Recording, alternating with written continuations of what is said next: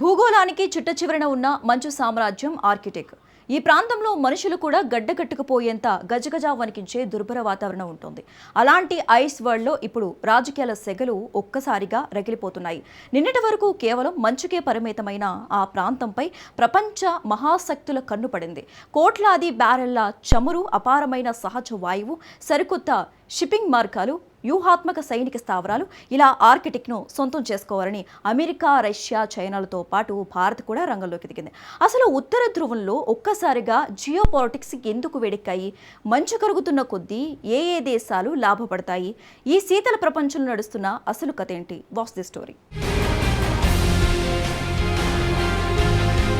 Arctic పూర్తిగా మంచుతో కూడిన మహాసముద్రం. భూగోళానికి ఉత్తర ధ్రువంలో ఆర్కిటిక్ మహాసముద్రం ఉంటుంది. ఇందులో అపారమైన చమురు, సహజ వాయువుల నిక్షేపాలున్నాయి. 16 కోట్ల బ్యారెళ్ల చమురుతో పాటు భూమిపై ఇంకా వెలికి తీయని గ్యాస్లో 30% ఉన్నట్లు అమెరికా చెబుతోంది.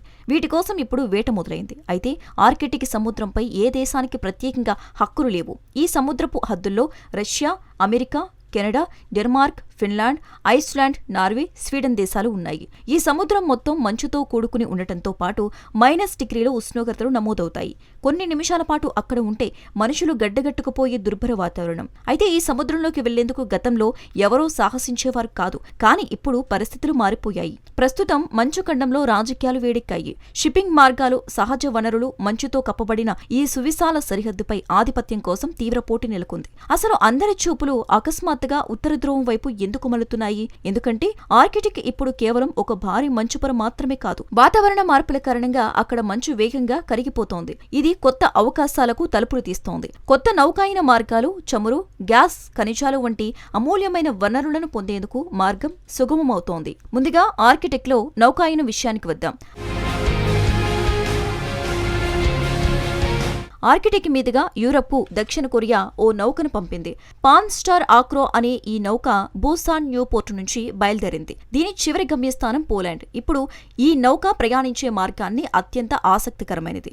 పాన్ స్టార్ ఆక్రో తన ప్రయాణాన్ని ఉత్తర దిశగా ప్రారంభిస్తోంది. తూర్పు రష్యా కామ్టర్క ద్వీపకల్పం సమీపం గుండా ప్రయాణిస్తోంది. ఆ తర్వాత బేరింగ్ సముద్రాన్ని దాటుతుంది. అక్కడ నుంచి నార్థన్ సీ రూట్ గుండా ప్రయాణించి బ్రిటన్, నెదర్లాండ్లోని రేవులను తాకుతూ చివరకు పోలాండ్ చేరుకుంటుంది. ఈ మొత్తం ప్రయాణానికి దాదాపుగా 40 నుంచి 45 రోజుల సమయం పడుతోంది.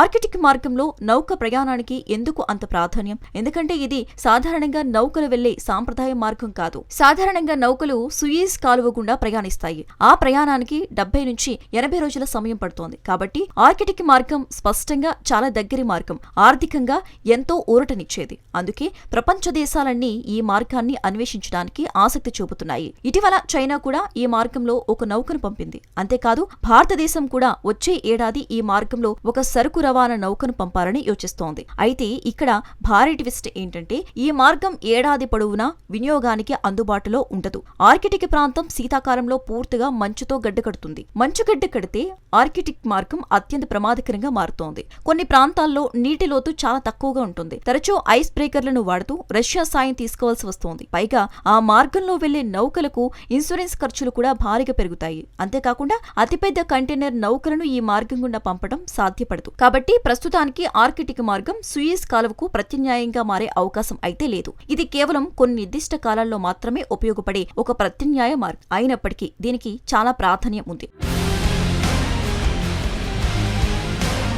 ప్రపంచవ్యాప్తంగా నౌకాయన మార్గాలను రాజకీయ, వ్యూహాత్మక అస్త్రాలుగా దేశాలు మలుచుకుంటున్నాయి. ఇలాంటి తరుణంలో ప్రపంచానికి ఆర్కిటిక్ తరహాలో మరిన్ని ప్రత్యామ్నాయాలు అత్యంత అవసరం. ఆర్కిటిక్ అందిస్తున్న అవకాశాల్లో ఈ నౌకాయన మార్గాలు ఒక భాగం మాత్రమే. రెండో విషయం ఏంటంటే అక్కడ లభించే సహజ వనరులు. ప్రపంచంలో ఇంకా వెలికితీయని మొత్తం చమురు నిల్వల్లో దాదాపు 13% ఒక ఆర్కిటిక్ ప్రాంతంలోనే ఉన్నాయని అంచనా. అవును, ఏకంగా 13% చమురు నీళ్లు ఉన్నాయి. అలాగే ప్రపంచంలోని సహజ వాయువు నిల్వల్లో 30% ఇక్కడే దాగి ఉంది. అంటే ఈ ప్రాంతం ఖనిజ వనరుల గని అని చెప్పవచ్చు. అయితే ఇవన్నీ కేవలం అంచనాలు మాత్రమే. పైగా ఆర్కిటిక్ వనరులేవి అంత సులభంగా లభించవు. చాలా వరకు మంచు పొరల అడుగున దాగి ఉన్నాయి. ఆర్కిటిక్ మంచుల్లో ఖనిజాలను వెలికి తీయటం ఎంతో వ్యయ ప్రయాసలతో కూడుకున్న పని. కానీ భూతాపం పెరిగి మంచు వేగంగా కరుగుతున్న కొద్దీ ఈ సిరులను సొంతం చేసుకోవటం సులభతరమవుతోంది. నార్వే వంటి కొన్ని దేశాలు ఇప్పటికే ఖనిజాలను తవ్వి తీసేందుకు సిద్ధమవుతున్నాయి. యూరోపియన్ యూనియన్ ఏమనుకున్నా సరే తమ ప్రాంతంలో డ్రిల్లింగ్ కొనసాగిస్తామని నార్వే స్పష్టం స్పష్టం చేసింది. మరి యూరోపియన్ యూనియన్ EU వాదన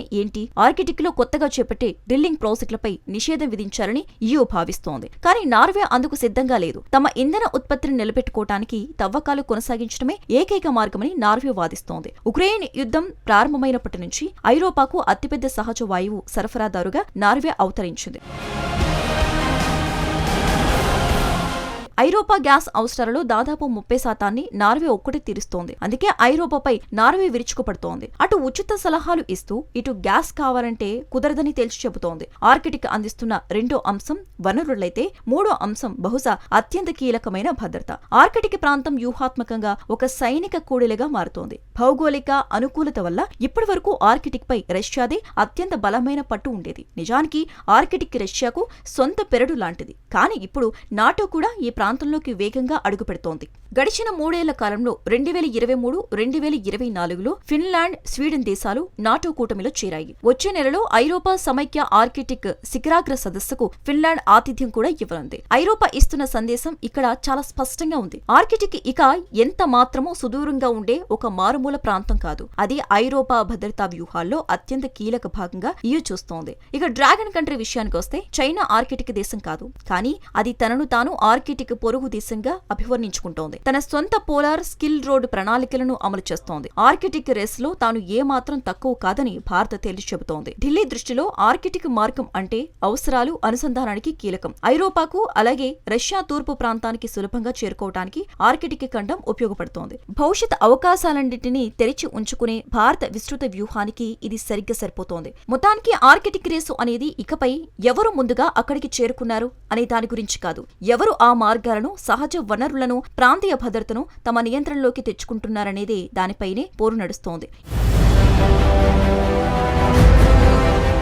ఈ రేసులో రష్యా ఇప్పటికే చాలా ముందు వరుసలో ఉండగా చైనా, ఐరోపా సమైక్య, ఇతర దేశాలు వేగంగా పుంజుకుంటున్నాయి. భారత్ కూడా ఈ పోటీలో వెనకబడిపోవటానికి ఎంత మాత్రమూ సిద్ధంగా లేదు. ఆర్కిటిక్ లో మంచు కరుగుతోంది. ఆ ప్రాంతంపై పట్టుకు దేశాలు ముమ్మరంగా ప్రయత్నాలు చేస్తున్నాయి. దీంతో మంచులో పాలిటిక్స్ వేడెక్కుతున్నాయి. నిన్నటి వరకు కేవలం హిమపాతాలకు నిలయంగా ఉన్న ఆర్కిటిక్ నేడు ప్రపంచ భౌగోళిక రాజకీయాలను మార్చే వ్యూహాత్మక రణరంగంగా మారింది. మరి ఈ శీతలఖండం పోరులో ముందడుగు వేసేదెవరు? కొత్త మార్గాలు, శతాబ్దాల నాటి వనరులపై తమ ఆధిపత్యాన్ని చాటుకునేదెవరు అన్నది తెలియాలంటే మరికొంతకాలం వేచి చూడాల్సిందే.